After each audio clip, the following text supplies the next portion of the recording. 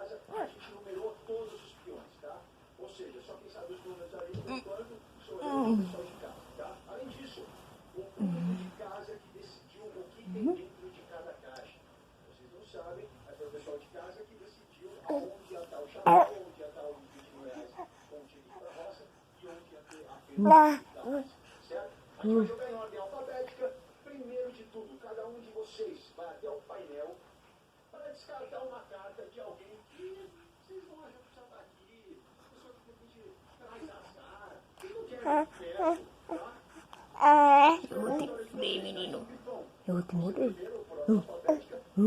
Quem você gostaria de descartar? É só que você fazer a mesma questão que teve aqui.